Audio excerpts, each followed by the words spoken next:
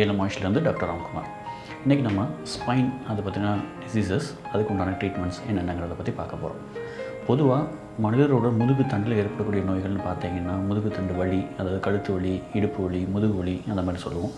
அது போக இன்றைக்கி ஒவ்வொரு ஸ்பைனுக்குள்ளேயுமே வரக்கூடிய ப்ராப்ளம்ஸ்னு பார்த்திங்கன்னா டிஸ்க் ப்ரொலாப்ஸ்ன்னு சொல்கிறோம், டிஸ்க்கு ஹெர்னியேஷன் சொல்கிறோம், அப்புறம் லம்பர் ஸ்பாண்டலைசிஸ்ன்னு சொல்கிறோம், ஸ்பாண்டலைட்டிஸ்ன்னு சொல்கிறோம். இந்த மாதிரி நிறைய விஷயங்கள் முதுகு தண்டுவடத்தில் வரக்கூடிய ப்ராப்ளம்ஸாக இருந்துகிட்டே இருக்குது.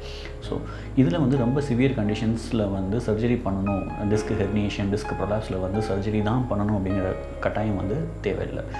நம்ம புற மருத்துவத்தில் ஒன்றான கடி வஸ்தி அப்படின்னு சொல்லி ஆயுர்வேதத்தில் சொல்லுவோம். சித்த மருத்துவத்தில் இதை புறவளையம் அப்படின்னு சொல்லுவோம். ஸோ இந்த கான்செப்ட் மூலமாக ஒரு குறிப்பிட்ட நேரம் ஒரு நம்ம ஹெர்பல் மாவு மாதிரி ஒரு இதை ரெடி பண்ணுவாங்க. ரெடி பண்ணி அதை முதுகில் எந்த ரீஜியனில் பர்டிகுலராக அந்த டிஸ்க் ஹெர்னியேஷன் இல்லை டிஸ்க் ப்ரொலாப்ஸ் இருக்கோ அந்த ரீஜியனில் செட் பண்ணிவிட்டு அது ஒரு குறிப்பிட்ட ஒரு 7 வகையான ஆயுர்வேத சித்த மூலிகைகளான தைலங்கள் மூலமாக ஹீட் பண்ணி அந்த இடத்துல விடுவோம். ஸோ இது ஒரு குறிப்பிட்ட நேரம் அந்த குறிப்பிட்ட சூட்டில் அந்த ஆயில் அந்த பர்டிகுலர் ரீஜனில் இருக்கும்போது ஒவ்வொரு லேயராக ஸ்கின்னில் உள்ள ஒவ்வொரு லேயர்ஸாக இது ஆக்ட் பண்ணி இது உள்ளே இருக்கிற ஹெர்னியேஷனை உள்ளே இருக்கிற இன்ஃப்ளமேஷனை குறைக்குது, ஹெர்னியேஷனை மினிமைஸ் பண்ணுது.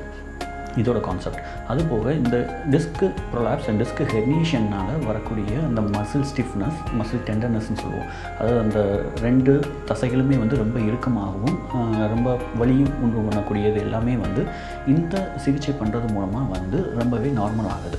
ஸோ இது ஒரு நாளில் இது பண்ணால் போதுமா அப்படின்னா இல்லை. இது ஒரு 7 நாள் தொடர்ந்து பண்ண வேண்டியிருக்கும். 7 நாள், 14 நாள், 21 நாள், இந்த மாதிரி ஒவ்வொரு பேஷண்ட்டுக்கும் ஒவ்வொரு சிவியாரிட்டியை பொறுத்து இந்த தெரப்பி பண்ணிகிட்ருக்கிறோம்.